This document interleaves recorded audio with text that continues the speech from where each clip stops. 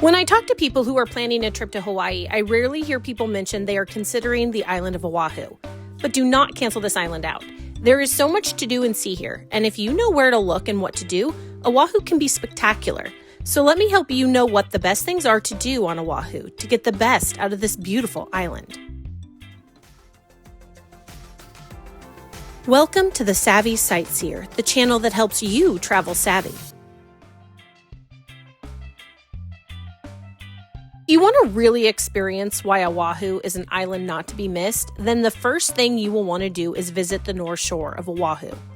Home to some of the world's premier surfing competitions, the North Shore is known for its epic waves and the complete opposite vibe of the hustle and bustle found in Waikiki. And it's on these drives to and from that you get to see Oahu's often overlooked beauty. There's so much to do on this part of the island and also on your way there. If you find yourself staying in Waikiki, you will want to make a whole day of exploring the North Shore. When we headed to the North Shore, we first stopped at Green World Coffee Farm. I highly suggest stopping here. When you pull into the parking lot, you might think you're in the wrong spot or it's not where you would find any good coffee. But do not judge this book by its cover. Here you can get some great coffee, and in fact, this was our favorite coffee of the entire trip. Make sure to check out their gift shop and grab some beans to take home. They make a great souvenir, especially if you liked the coffee. We absolutely love the coffee, bought only 2 bags, and we have wished we bought more so many times since we left. Now, there's also a self-guided tour of the coffee farm.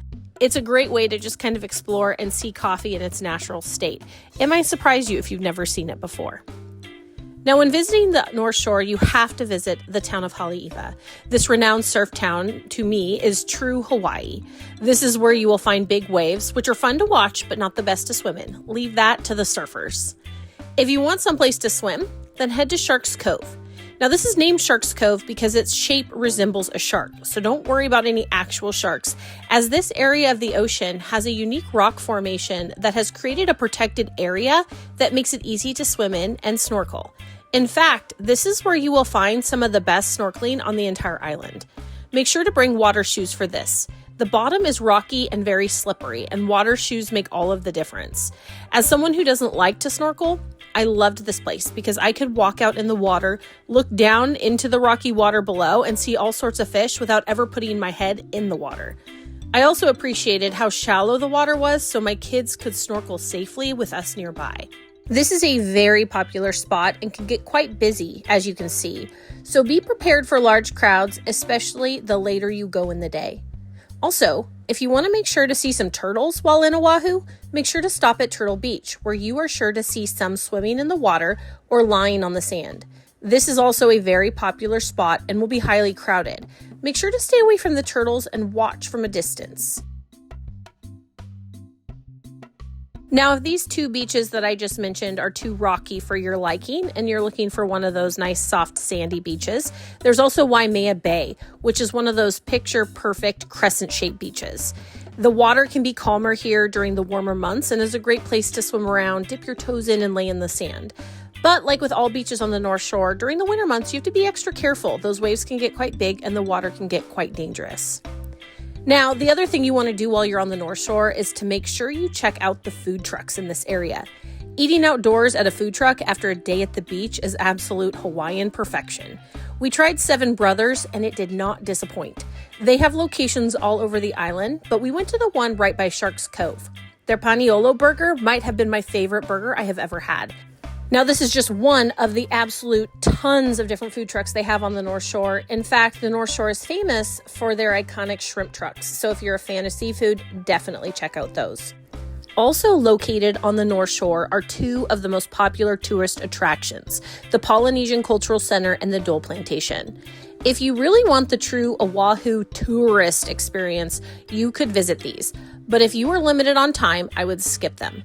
My biggest reason for this is that they're expensive to actually experience everything they have to offer, and they're designed to not be authentic Hawaii, but more that touristy Hawaii, if that makes sense. I want unadulterated Hawaii and to experience Hawaii's true beauty and culture. I would rather spend my time and money at other places. The Dole Plantation has a gift shop where you can also find the famous Dole Whip, and if there is one reason you should go here, that is it. There's also a train ride, a maze, and a self-guided garden tour, which is enjoyable if you are into plants like me. All of those things do cost a fee and can add up quickly. Now, if I had small kids or I had to choose between the two, I would probably opt to go to the Polynesian Cultural Center. There's plenty to do and see here that could keep you busy all day, which can also be the problem. If you don't have a whole day to devote to this place, you really won't get your money's worth. They do have a luau, which is very well done and entertaining. But if you're looking for a luau where you get to have some of those fun, tropical adult beverages, this is not it. The Polynesian Cultural Center is owned by the Church of Jesus Christ of Latter-day Saints, so you will find no alcohol anywhere on the premises. Many people find this place a great spot to visit, so it's definitely something to consider. The one reason I would suggest everyone go to Oahu at least once in their life is to visit Pearl Harbor. So if you find yourself headed to Oahu, you have to make sure this is a priority and not something you miss. The first time I went here, it was the most sombering experience. This historic site is the location where Japan began an unprecedented attack on U.S. soil on December 7, 1941, and when America officially entered World War II.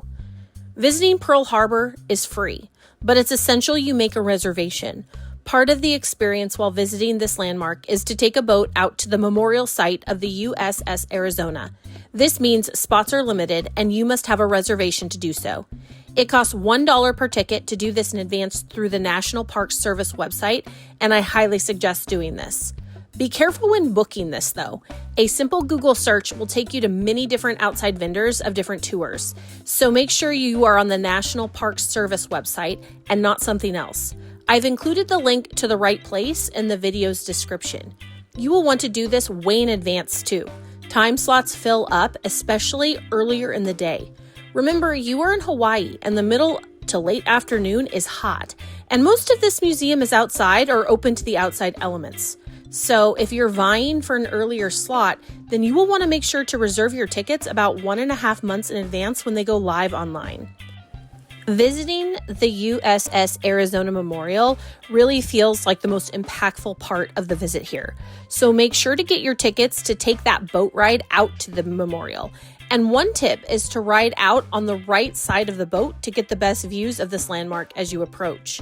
The iconic white memorial structure has been built perpendicular to the USS Arizona, so you get to look down into the water and see the eerie remnants of this ship, which is now considered a burial site to over 1,100 sailors and Marines. You will step out onto the memorial in silence and stay quiet throughout your visit. It's deeply moving to be standing where once a battle raged and thousands lost their lives. If you don't want to take the boat out to the memorial site, you can just walk in, no reservation required. But something to note no matter how you choose to visit is that because this is a government site, there is a clear bag policy. I came prepared with my clear bag I use for places such as these or sporting events and was easily able to walk in. But many others had to either go back to their car to return their purses or pay to store them near the entrance. One thing to note about the parking lot is that this is a very well-known place for theft. So come prepared and don't leave your purse or any valuables in the car. Check their website to see what is and isn't allowed also. Water is something that is allowed, and make sure to bring that. It was hot and you're walking around. You can also buy it there if needed. Lastly, when you do visit, I highly suggest paying for the audio tour. You are essentially given a pair of headphones, which you actually get to keep afterward, and a cell phone device. This audio tour is narrated by Jamie Lee Curtis, and you can self-navigate through the museum where she narrates what exactly led up to, happened during, and after the bombing of Pearl Harbor. This is where you will get the full gravity of this event and even hear the voices of people who were recorded recounting their experiences. This was highly engaging for my 14 and 10-year-old and allowed them to understand the full impact of what they were seeing. It also leads you through the site, even on the boat out to the memorial site, and even while you were on the actual memorial. It helps you to understand the symbolism behind the memorial site too. Make sure to do the unlimited tour so you can cover everything you want to. And one more tip. If this is your first time to Pearl Harbor, make it the only big thing you do that day. It can actually be very emotionally draining, and having something relaxing to do afterward can be good, like just laying on the beach or by the pool. I love being able to share with you all of my research, experiences, and tips I have learned while traveling. If you are finding this video helpful, I would love for you to subscribe to my channel, hit the like button, comment, and check the notifications for more savvy travel tips. I really appreciate your support so I can keep sharing with you all these savvy sightseeing ideas. Now, another iconic landmark in Oahu is Diamond Head. Diamond Head is probably the most recognizable landmark on the whole island, if not all of the islands, with its towering green peak providing the backdrop to most images of Waikiki. I feel like every TV show or movie I watch that has been filmed in Oahu has at least one shot of Diamond Head. But Diamond Head is more than just a backdrop. It's home to one of the most popular hikes on all of the islands. So if you find yourself on Oahu and you only have time for one hike, this is the one I would do. Some may disagree because there's a lot of other hikes out there, but to me, it's the most iconic and the one to do before any of the others, simply for the views you were rewarded with at the end. The first thing to know about this hike is that you have to make reservations, and you must do so 30 days in advance if you want one of the coveted morning slots. If you don't do this right when they open 30 days in advance, you can kiss those morning slots goodbye. Again, you're in Hawaii, and by mid-morning, it is hot out, so you don't want to be hiking this mountain when it's hot. You will have to go through the Hawaii State Park's website to book the reservations. It costs $5 per person, and if you're parking, and you do want to pay for parking, it's an additional $10. So for our family of 4, it cost us $30 total. Now, about the hike itself. Diamond Head is a crater formed 300,000 years ago from a giant volcanic eruption. The trail that you take winds up the side of this crater to the summit. The trail itself was created in 1908 as part of the Oahu Coast Defense System and is only 0.8 of a mile long. Now that might not seem like much, but you are gaining 560 feet of elevation as you ascend upward. The trail starts with a concrete path constructed of a series of switchbacks and then changes to alternating between rocky and uneven paths, so watch your ankles. And there's also some stairways. These rocky parts of the path are also a little slick with the dry, dusty dirt, so make sure to wear good shoes. We saw more than one person slip. As you continue your hike, you will even go through a 225-foot tunnel. There are stopping points as you head upward, which are a much-needed respite to catch your breath and rest your legs for a moment. They are also great spots to take in the view of the crater and the ocean beyond. If you are a seasoned hiker, this might not be the hardest of hikes, but for myself and the majority of the people I saw, it was strenuous. So come prepared with lots of water and sunscreen. Now, once at the summit, this is where your reward will be for all that hard work. You will get the most stunning view of Waikiki and a navigational lighthouse below, which was built in 1917. You will also find military bunkers that can be fun to explore, especially for the kids. The summit does get very busy, so be prepared to take your time and wait for that picture-perfect view. The hike down is much easier, but again, it can be slippery, so take your time and enjoy the different perspective on your way down. Now, moving on, probably the number one thing I saw while doing my research as a must-do activity while on Oahu was to take a UTV tour at Kualoa Ranch. There are a variety of tours at this ranch, such as horseback rides, e-bikes, and a variety of UTV tours. But the most popular one is the UTV Raptor Tour. Each Raptor holds 2 to 6 people, and you get to be with your own family, and one of you, as long as you're 21 years or older, gets to drive. A tour guide will lead a train of UTVs, and they will take you through the Kualoa Ranch, stopping at various points to share about this expansive ranch that has been the location for over 200 movies and TV shows. If you are a fan of Jurassic Park, you will instantly notice the first stop from the movie and various other stops where they have actually left the real movie sets up for you to explore. The tour guides we had were fantastic, making sure to get all sorts of family photos at each stop. Not only do you get to experience these filming locations, but you get unparalleled views.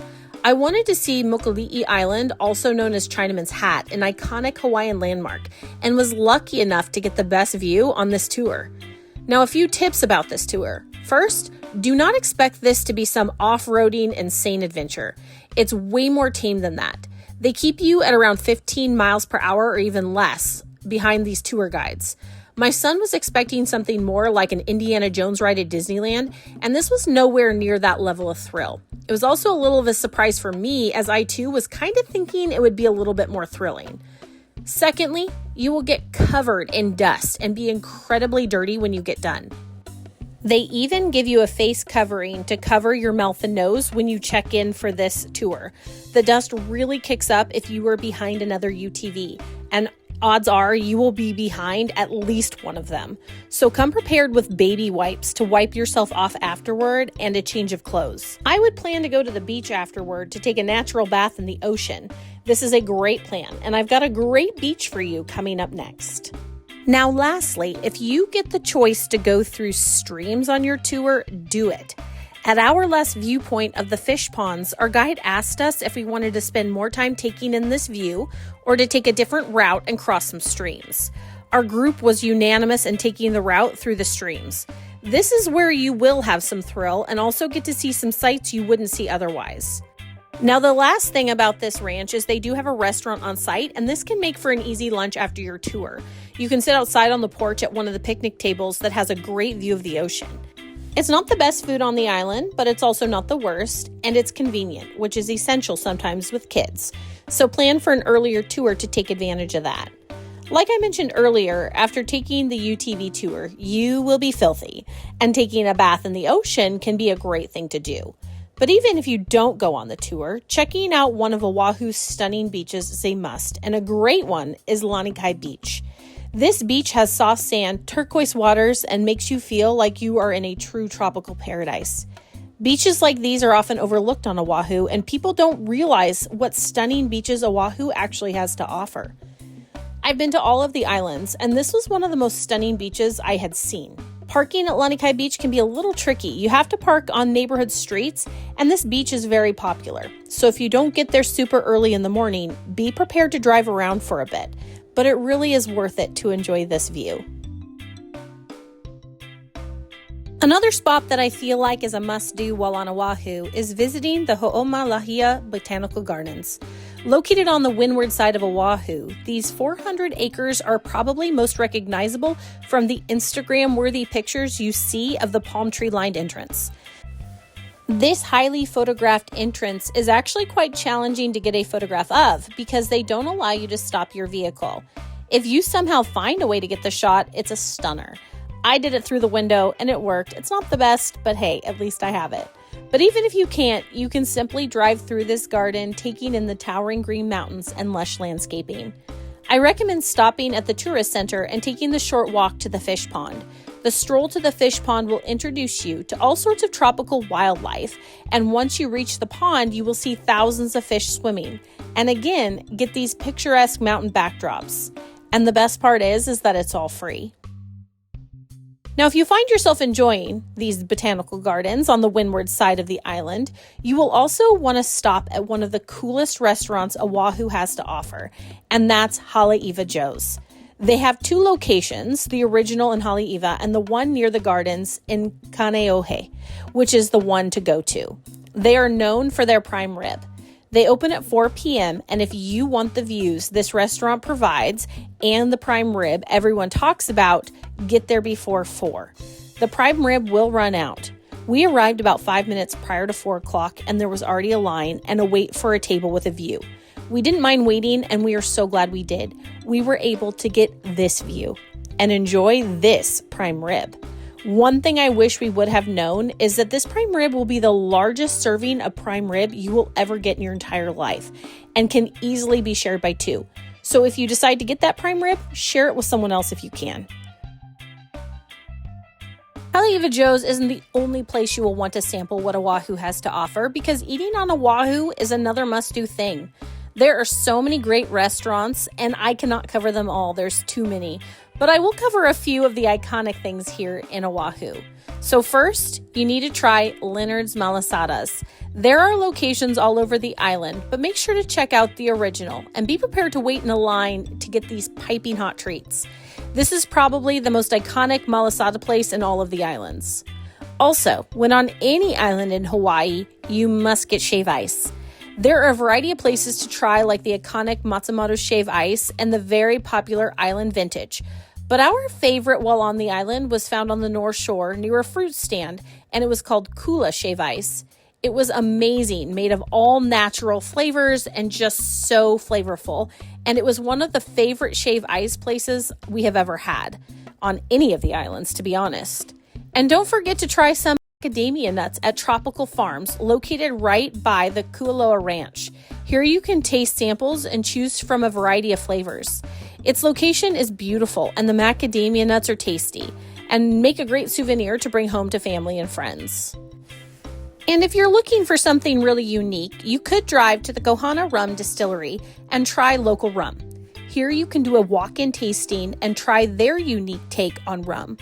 Although this was not our favorite rum, as Kualoa rum on Kauai still reigns number one for us, it was a fun experience to try something unique to Oahu.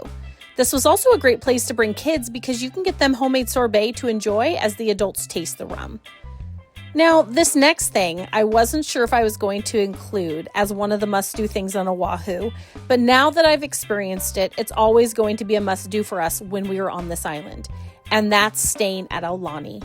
I would suggest doing what we did and stay at a cheaper, more central location like the Hyatt Regency in Waikiki first to explore the island and do all of the things I just talked about, and then stay several days at Aulani, but plan to just stay there and not leave. Aulani is spectacular, especially if you have kids. But even if you can't stay here, come to check it out if you're on the island.